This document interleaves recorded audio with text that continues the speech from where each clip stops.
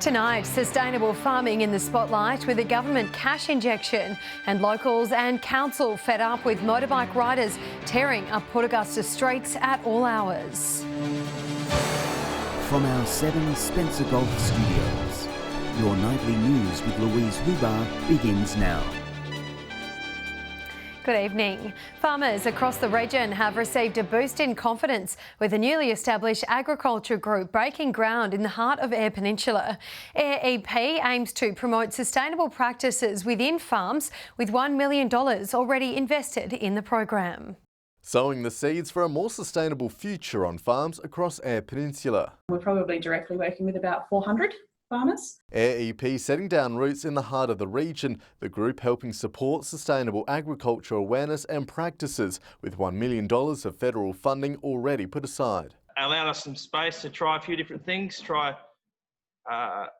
sowing some things early and using some different management. Angara farmer Josh Telfer grows everything from wheat and barley to farming sheep. He received a small grant from the program, which he says has helped give him a boost in confidence to try new practices. Allowing us a little bit of money to try some things that are different and an excuse to do things differently that maybe are not economic, maybe they are. He admits it's a bit of trial and error, but says overall it'll help on the farm, soon to test a new herbicide on his crops. I think I was always wondering, could I use that particular way? It takes out a problem weed, which allows us to grow things earlier. This is part of a 5-year program.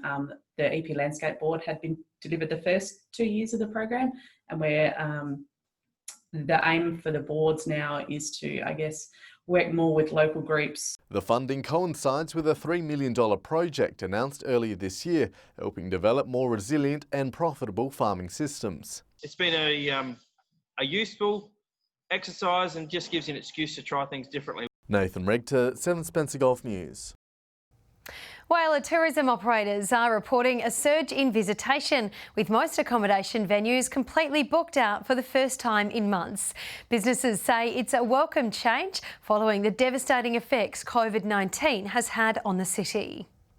Groups of tourists everywhere you turn in Whyalla, a pleasing sight for still city businesses. We've got some really good reports of big accommodation bookings around town. Our Discovery Caravan Park and some other major hotels in town are reporting some really good booking numbers, so lots of visitors coming in. Tourists flooding onto the Steelworks tour bus, excited to experience the tour which hasn't been running for months. School holidays have started, we've got the long weekend coming up. The Steelworks tours have just got back on site, which is amazing. So we've got all our safety procedures in place and we've got some really excited visitors. Now back up and running, tourism operators say they have had to increase the number of sessions available to accommodate for all the extra bookings. We're so excited! For this hotel, this year's October long weekend will be one for the record books. It's been absolutely amazing. We're completely booked out already for the long weekend. I can't ever remember, other than a large sporting or event being in the city, that we've had this sort of occupancy. Barbara says the record number of occupancies for the past few weeks can be put down to Whyalla's exciting new attraction. Families are telling us as soon as they come in the door, where's the jetty, where can I see it? And just a great draw card for Whyalla. We're so excited. This new jetty, consistently filled with people, also consistently impressing those who visit. We're from Adelaide, southern suburb of Adelaide, and driven past Whyalla a few times, but they've actually stopped. From Adelaide, like a lot of people, I think COVID's forced us to sort of check out our own state. Really fantastic, and I know that the council is adding some extra things like seating, etc., bicycle racks and so forth. Restaurant owners also welcoming the change after what's been a tough year. It's certainly a wonderful change because it's been very, very difficult since the coronavirus shut down restaurants, hotels, etc. And with extra tourists comes extra jobs. The restaurant's been very busy also. We've had to put on extra staff, employing extra people, which is great for the city. A great boost for this motel, set to turn into a 9-storey hotel and apartment building in the near future. The apartments are now on sale, 43 apartments and 180 rooms. Sophia Contagonis, 7 Spencer Golf News. There might be some good news for restaurants and pub owners this week, with many raising concerns about the ongoing no standing while drinking restriction. The Transition Committee is expected to meet tomorrow with a rule regarding seated consumption of alcohol on the agenda. Police Commissioner Grant Stevens says the state government is keen to make the changes as quickly as possible, but must step carefully to ensure South Australia's COVID-19 risk remains low.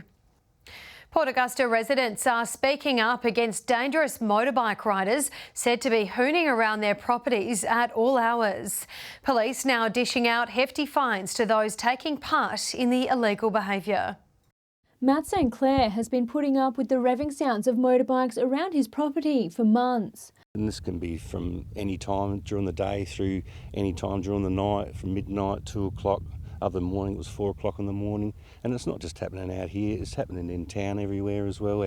This dirt track, imprinted with tyre marks, highlighting how frequently riders go past, swerving as they go.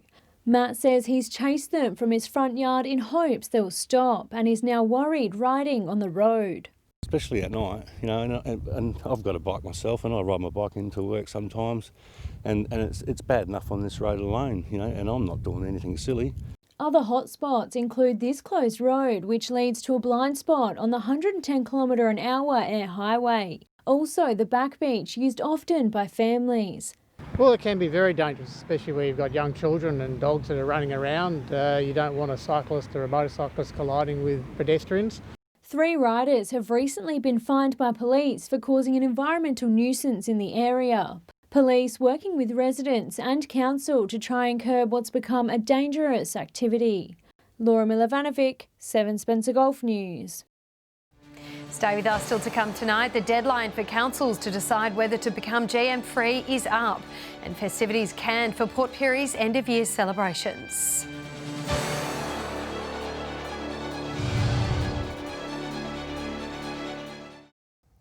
Welcome back.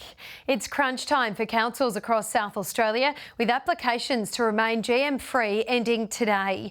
There were no districts on Eyre Peninsula which were opposed to lifting the moratorium, with the minister set to make the final decision in the coming months. For 2 decades, South Australia has followed a hardline approach when it comes to genetically modified crops, but times are changing. The choice to be able to grow GM crop provides for farmers is something which they're really looking forward to. The controversial bill allowing GM crops was passed through state parliament back in May. Councils across South Australia were then given 6 months to lodge an application to remain GM-free, with the deadline ending today. My understanding is that none of the councils on the Eyre Peninsula will be putting in an application for consideration by the minister. There are other councils around the state which are putting in an application. Out of the state's 68 councils, only 8 applied to keep the moratorium. In a survey back in June, 80% of the 200 respondents on Eyre Peninsula were in favour of lifting the ban. So I think farmers have now gone, yeah, we've been using genetic engineering since the 1940s. This is another step in genetic engineering. Let's let our science have a go. It's hoped by lifting the ban, it'll bring SA on a level playing field with other states who already have access to the technology. But producers say we've got a lot of catching up to do. We're going to be importing varieties from New South Wales and WA and Queensland, where they've had these benefits. Now we've got to get them out, test them here and get them grown and see what suits our environment and adapt them to our environment. The Primary Industries Minister will have a final decision by mid-November, which is 6 months after the legislation has passed. Nathan Regter, 7 Spencer Golf News. Port Pirie's annual New Year's Eve party is the latest event to fall victim to coronavirus, with organisers officially pulling the pin. Mayor Leon Stevens says the heartbreaking decision was made due to contact tracing requirement difficulties, with up to 10,000 people expected at the event. Now, Council is turning its attention on other ways to celebrate the festive season. The funds that we usually put to New Year's Eve, we're going to start putting around Christmas lights and all that sort of stuff to actually brighten up the festive period. Next year it'll be bigger and better than ever. More information can be found on Council's website. A Port Pirie steel fabrication business has received a $2 million cash injection as part of a state government initiative. The funds to go towards new processing technology hope to create new jobs in the region. These workers have a lot to celebrate as they're part of the latest business to benefit from the state government's Regional Job Growth Fund. We had the good news about a week ago, so we're in discussions now and trying to and getting this thing moving ahead. GSF, we're involved in steel fabrication, shutdowns, maintenance, crane and equipment hire, and all this will benefit our company. The grant will help purchase automated steel processing machinery and is set to increase production capacity from 50 tonnes a week to up to 300. This gives Sam Gadaletta and his company here the opportunity to actually do all of that here on site in Port Pirie. The new technology to this region, we can save on handling costs with shipping and back and forth from Adelaide. It's also set to create jobs and stimulate the region's economy as GCF will work hand in hand with other heavy industries. I'll definitely be creating jobs, a lot of jobs indirect as well. So we can handle the larger jobs now as well. Workers here say this site will benefit not just Port Pirie, but also other parts of the Spencer Gulf. Definitely improve the wider Spencer Gulf, South Australian, and even we're a gateway to Australia as well. For now, workers are busy preparing for the big debut. This machine is very competitive and can also deliver a very high quality product as well. Shari Hams, 7 Spencer Gulf News. Stay with us. After the break, police and council crack down on dangerous jetty jumpers, and a weather event hoped to provide much needed relief to our region.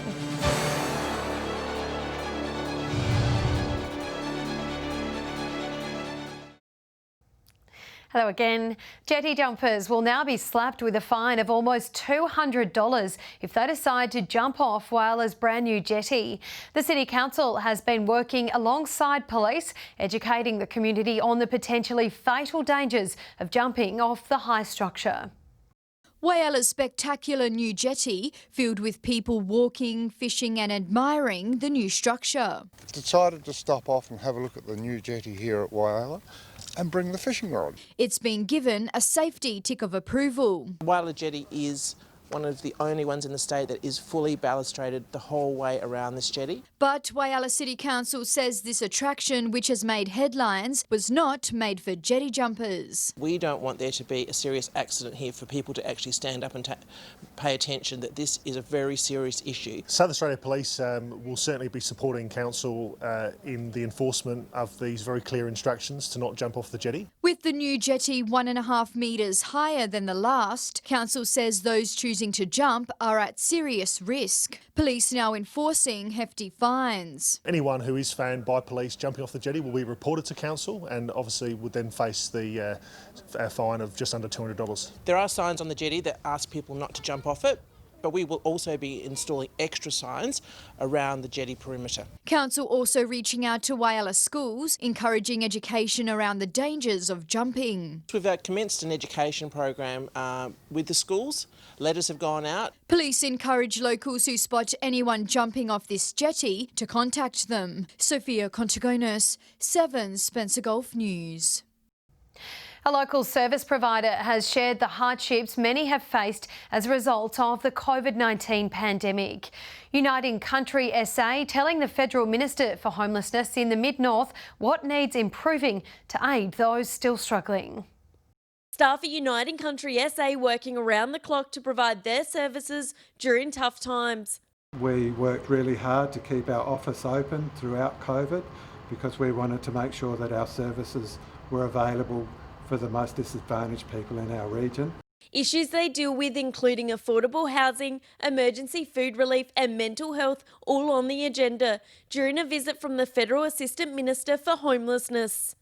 What can be done to help our region? Country is really important to us, so the ability to pass on information about what it's actually like in the Mid-North is fantastic. A need that could be improved, I think, which I'll write to the South Australian Minister Lensink about. Also discussing the importance of the Safe Places package announced this week. Providing more safe places for women and children escaping family and domestic violence. Domestic violence often leads to homelessness and homelessness can lead back to domestic violence. So there is a strong link there and we are sort of examining that all over Australia. Shari Hams, 7 Spencer Golf News. The Spencer Gulf can expect even more rainfall and storms, with the Weather Bureau declaring a weather event is on its way. It follows recent heavy rain in local areas, with cooler temperatures also predicted to come our way. Rain, rain, rain forecast for Australia in the coming months. Based on weather models that can sort of pick up on these signals are indicating that the next 3 months is certainly looking to be above average rainfall. The region recently hit with wild weather, some places getting falls of 76 millilitres overnight.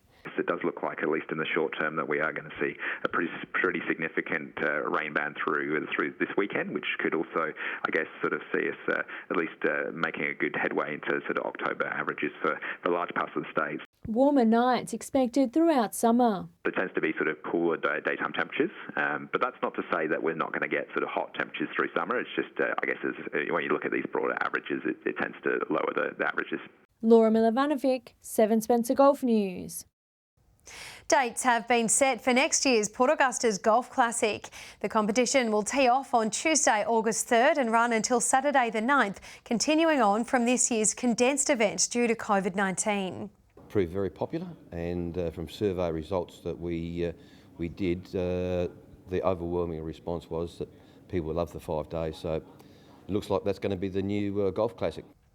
Organisers are encouraging competitors to book accommodation in the city in the lead up to the event. They're hoping to welcome interstate visitors by that time. Stay with us after the break. We'll take a look at your weather.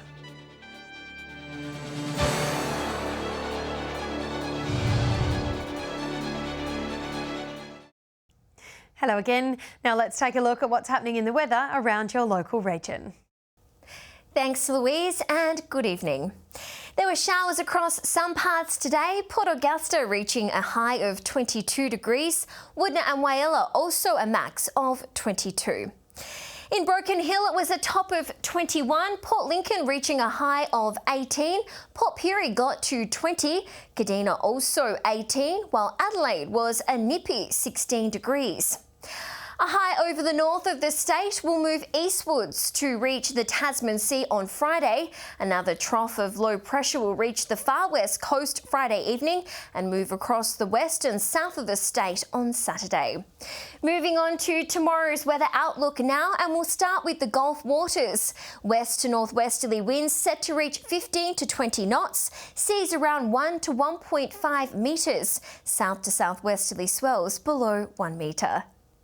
Partly cloudy across most parts tomorrow, mostly sunny in Port Lincoln, a top of 20. Cleve early fog, then sunny, reaching a high of 26 degrees. Woodna partly cloudy, a top of 29 degrees. 27 in Whyalla, a high of 30 degrees in Port Augusta, while it's set to be a max of 23 degrees and sunny in Kadina. Should reach a high of 27 in Port Pirie, sunny in Clare, a top of 22 degrees, and Broken Hill, a max of 25. Taking a look further through the week now, hot and windy conditions for much of the region, Whyalla reaching a high of 32, Woodna a top of 36, Port Augusta a high of 34 degrees, Broken Hill a max of 31, Port Pirie 32 the top, Kadina reaching 29. More wind and rain to come in some areas on Saturday. Broken Hill a max of 35 degrees, 34 degrees in Port Augusta, Woodna reaching a top of 32, Whyalla a max of 30, Port Lincoln 21 degrees, Kadina and Adelaide both reaching a max of 27, Port Pirie a high of 31 degrees. Get your umbrella out with showers around the region on Sunday. Whyalla a top of 21, reaching 19 in Kadina. Woodna a max of 18. Port Pirie 25 degrees. Port Augusta a max of 24. Broken Hill reaching 34. And that's all the weather from me tonight. Back to you. Lovely, thank you for that.